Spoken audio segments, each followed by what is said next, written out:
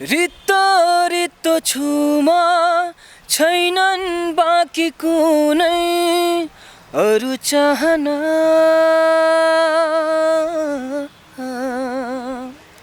शून्य शून्य भो मन बिलाइसक्यो सबै जिउने बहना। समाजमा अलिकति जातको विषयलाई लिएर अलिकति हेपा प्रविधि सहनु पर्यो भन्दै हुनुहुन्थ्यो होइन? त्यस्तो मैले भोगेको पनि छु होइन, अनि भोगी पनि रहेछु अहिले पनि। अलिकति मदिसे भनेर हेप्ने यो प्रवृत्ति म माथि पनि लागू भयो। म त एउटा तराई मधेसको मान्छे भएँ होइन, काठमाडौँ आएको छु कलाकारी क्षेत्रमा।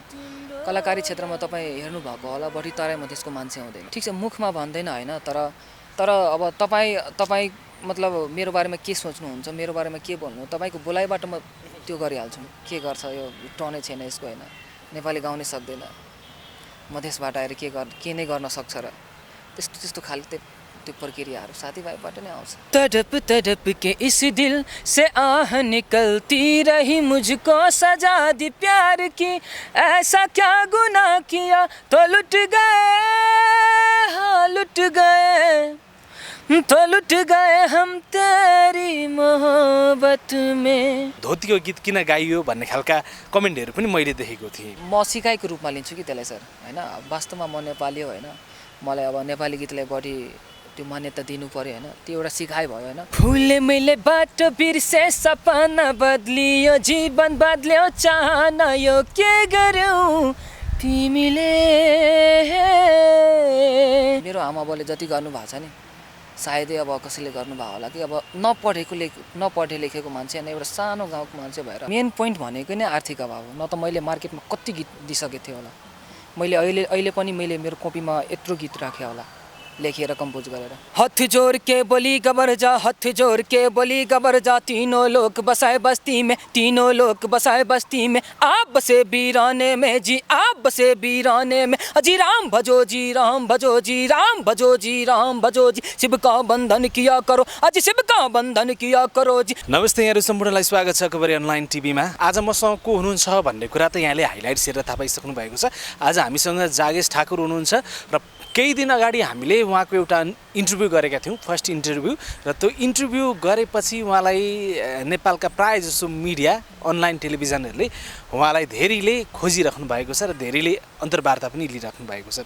र पछिल्लो समय उहाँका भिडियोहरू पनि निकै भाइरल भइरहेका छन् र यसै विषयमा आधारित रहेर आज हामी एउटा फेरि विशेष कुराकानी गर्दैछौँ। आउनुहोस् स्वागत गरौँ। स्वागत छ। धन्यवाद सर। आरामै हुनुहुन्छ? आरामै सर। पछिल्लो समय निकै व्यस्त बन्नुभयो। हजुर, धेरै व्यस्त इन्टरभ्यूहरू कि त्योमा। अनि इन्टरभ्यू धेरै गरिराख्दा चाहिँ कस्तो हुँदो रहेछ? राम्रो भइरहेछ, अझै मलाई एक्सपिरियन्स पनि बढिरहेछ होइन, बोल्ने एक्सपिरियन्सहरू भइरहेछ होइन। पहिला अब मतलब बोल्न पनि म डराउँथेँ के बोलौँ नबोलौँ, तर त्यस्तो अब एक्सपिरियन्सहरू बढिरहेछ सर। तपाईँको मैले इन्टरभ्यू गरिसकेपछि केही त्यस्ता कमेन्टहरू पनि आए है, जस्तो तपाईँले गाउनुभएको गीतमा अलिकति धेरै नेपाली गाइदिएको भए हुन्थ्यो होइन। यो उहाँहरूले भनेकै ठाडो शब्दमा भन्नुपर्दा होइन, धोतीको गीत किन गाइयो भन्ने खालका कमेन्टहरू पनि मैले देखेको थिएँ। के भन्नुहुन्छ? हजुर, त्यस्तो कमेन्टहरू त आएको थियो होइन। एन्ड सबैभन्दा पहिला त विशेष तपाईँलाई धन्यवाद, अनि तपाईँको टिमलाई। तपाईँकै कारण त्यो भिडियोहरू अब जस्तै 1.5 लाख 2 लाख मान्छेहरूले हेरिसक्नु भएको छ नि, तपाईँकै कारण आज म यति गरिरहेछौँ होइन। अनि त्यो र यो कुरा अब धोतीको गीत किन गाउँछस् होइन, त्यो एउटा अब म सिकाइको रूपमा लिन्छु कि त्यसलाई सर होइन। वास्तवमा म नेपाली हो होइन, मलाई अब नेपाली गीतलाई बढी त्यो मान्यता दिनु पर्यो होइन, त्यो एउटा सिकाइ भयो होइन। अब अगाडिको दिनमा म सायद अब बढी नेपाली गीत नै गाउने गर्दछु, त्यो सोचले अब अगाडि बढ्नेछु। तर त्यहाँ के पनि भनिरहेका छन् भने कतिपयले, धेरै जसोले कलाको कुनै भाषा हुँदैन, कुनै भेष हुँदैन, कुनै जात हुँदैन, कुनै लिङ्ग हुँदैन, यो त एउटा विशुद्ध कला हो, त्यसैले यसलाई हामीले सम्मान गर्नुपर्छ भन्ने खालका प्रतिक्रियाहरू पनि छन्। त्यस्तो देख्दा कस्तो लाग्छ? त्यो देख्दा त एकदमै खुसी, यता मतलब पुरा ह्याप्पिनेस हुन्छ होइन। अब ठिक छ, अब 4-5 जना अब नेगेटिभ कमेन्ट आउँछ, त्यो पनि मैले भने नि सिकाइ हो होइन। तर त्यसमा अब धेरैजना त सपोर्टिभ नै हुनुहुन्छ होइन। वास्तवमा सङ्गीतको कुनै जात हुँदैन, भाषा हुँदैन, देश हुँदैन होइन। सङ्गीत भनेको मनले गाइन्छ होइन, एउटा भाव प्रकट गर्ने माध्यम हो होइन। अनि राम्रो लाग्छ, राम्रो कमेन्टहरू पनि धेरैजनाले गर्नुभएको छ। विशेष गरी तपाईँको आवाजको त यति धेरै तारिफ भयो है, अब केही न केही चाहिँ तपाईँले गर्नुहुन्छ भन्ने चाहिँ धेरैले आशा जागेको छ, धेरैले विश्वास गर्नुभयो तपाईँको आवाजप्रति होइन। सो तपाईँको आवाज सुन्नै लालायित हुनुहुन्छ होला, एउटा सुनौँ। हुन्छ सर, अब म एउटा नेपाली गीतबाट नै सुरु गरौँ न होइन। भुले मैले बाटो बिर्से, सपना बदलियो, जीवन बदल्यो, चाहना यो के गर्यौ तिमीले, यो के गर्यौ तिमीले।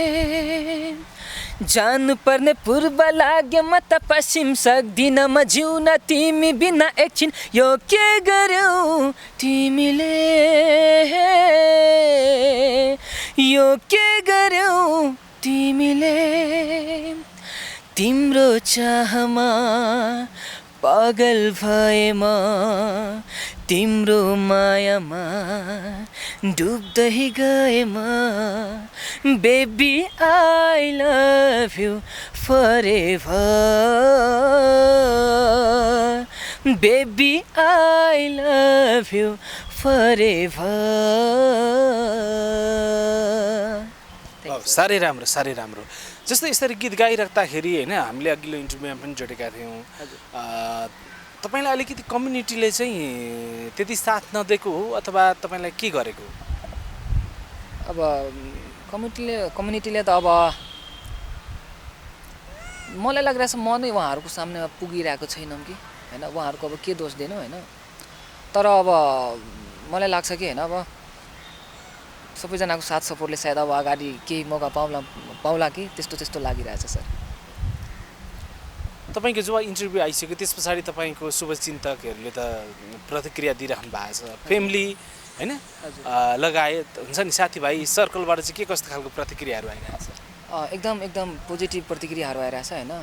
अब वास्तवमा भन्यो भने उतातिर तराई मधेसबाट आएर होइन यतिको इन्टरभ्यू, यतिको अब चर्चामा आउनु भनेको एउटा ठुलै कुरा, एउटा गाउँबाट आएको मान्छे होइन, यतिसम्म गरिरहेछौँ होइन, यति माया पाइरहेको छौँ सबैजनाबाट होइन। धेरै प्रशंसा हाम्रो गाउँतिरबाट पनि होइन, साथीभाइहरूबाट यस्तो शुभचिन्तक दाइहरू हुन्छ सबैजनाबाट एकदम राम्रो प्रतिक्रिया आइरहेछ होइन। उहाँहरू भनिरहेको छ ठिक छ भाइ, राम्रो गरिरहेछौँ होइन, अगाडि प्रगति गर्दै जाउँ होइन, त्यस्तो खाले अब प्रतिक्रियाहरू आइरहेछ। तपाईँको हिन्दी टोन पनि त्यति नै राम्रो छ, मतलब हिन्दी गीतहरू पनि त्यति नै राम्रो गाउनुहुन्छ होइन। सबैलाई समेटेर फेरि पनि एउटा गीतै सुनौँ जस्तो लाग्यो हिन्दी, किनभने एकदमै राम्रो मिठो तरिकाले गाइदिनुहुन्छ। सुनौँ एउटा? हुन्छ सर, एउटा ठिक छ, म एउटा हिन्दी।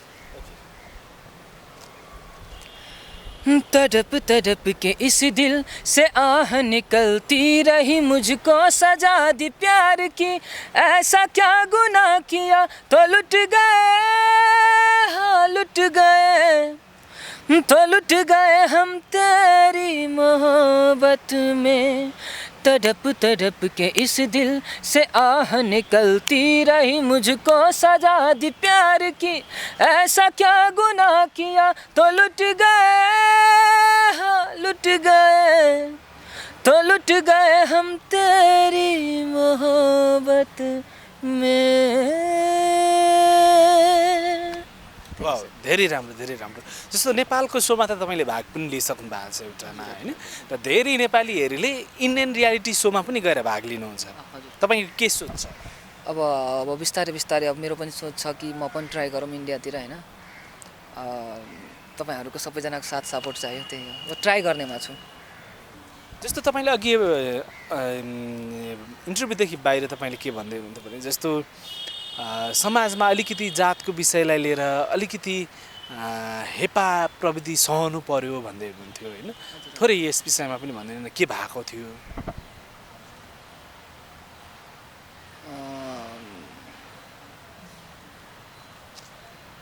हुन्छ सर, धेरै हुन्छ, हाम्रो उतातिर पनि हुन्छ। सरी सर, यसमा म कन्फ्युज भयो। जस्तो तपाईँले भन्दै हुनुहुन्थ्यो कि अलिकति मदिसे भनेर हेप्ने यो प्रवृत्ति म माथि पनि लागु भयो भन्दै हुनुहुन्थ्यो नि। त्यस्तो मैले भोगेको पनि छु होइन, अनि भोगी पनि रहेछु अहिले पनि। के कुराले चाहिँ विशेष गरी के भन्नुहुन्छ अब विशेष अब तपाईँ अब म त एउटा तराई मधेसको मान्छे भएँ होइन, काठमाडौँ आएको छु कलाकारी क्षेत्रमा तपाईँ हेर्नुभएको होला बढी तराई मधेसको मान्छे आउँदैन। त्यसमा म एउटा मधेसी फेस भएको छु होइन। त्यसमा अब साथीभाइमै त्यस्तो भइहाल्छ। साथीभाइ के भन्नुहुन्छ? ठिक छ मुखमा भन्दैन होइन, तर अब तपाईँ मतलब मेरो बारेमा के सोच्नुहुन्छ, मेरो बारेमा के भन्नु, तपाईँको बोलाइबाट म त्यो गरिहाल्छु होइन। ठिक छ अब मुखमा भन्छ ठिक छ यता छ राम्रो छ गर हो र होइन, अनि पछाडि गएर यस्तो छ उस्तो छ के गर्छ यो टर्नै छैन यसको होइन, नेपाली गाउनै सक्दैन, मधेसबाट आएर के नै गर्न सक्छ र त्यस्तो खाले त्यो प्रक्रियाहरू साथीभाइबाट नै आउँछ। आफ्नै साथीभाइहरूले तपाईँमाथि विश्वास गर्नु, तर यस्तो साथीहरू पनि छ हाम्रो काठमाडौँमै, त्यसको पुरा सपोर्ट छ। त्यस्तो साथी पनि छैन।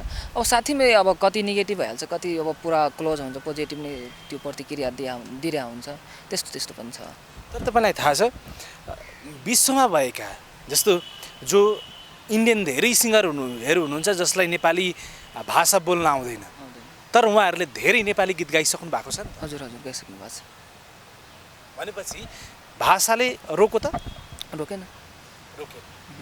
सुन्नुभयो सबैजनाले मजाले। उहाँहरूलाई दरिलो तरिकाले तपाईँको जवाफ दिँदै एउटा नेपाली गीत सुन्नु।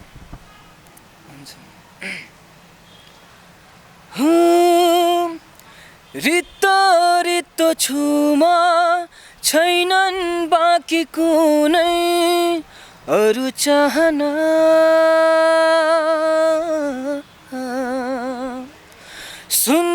शून्य भो मन बिलाइसक्यो सबै जिउने बहाना,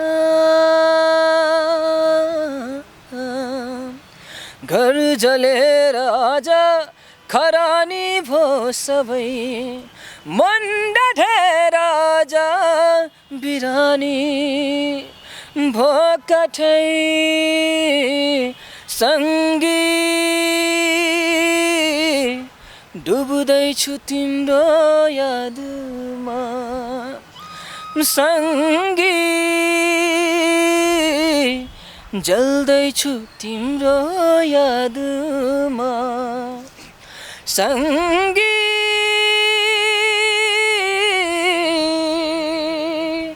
सँगी।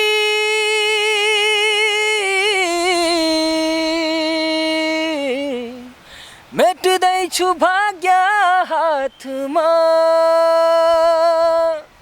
मेट्दैछु भाग्य हातमा। वाह, यति मिठो आवाज छ, यति मिठो तरिकाले गाउनुहुन्छ है। अनि अझै पनि साथीहरूले त्यसै भन्छन् होइन, टोन छैन। हजुर त्यस्तो आइहाल्छ। तर तपाईँलाई लाखौँ जतिले पनि हेरिराख्नु भएको छ उहाँहरू तपाईँको आवाजको फ्यान भइसक्नु भएको छ। उहाँहरूलाई के भन्नुहुन्छ? अब जस्तै उहाँहरूले ममाथि अब विश्वास गरिराख्नु भएको छ, म पनि विश्वास कायम नै राख्ने कोसिस गर्छु होइन। अब अगाडिको दिन अब नेपालीमै केही म गीतहरू अब बनाउने कोसिस गर्नेछु, अनि त्यही हो मलाई आशा छ कि उहाँहरूले माया गरिदिनुहुन्छ भनेर।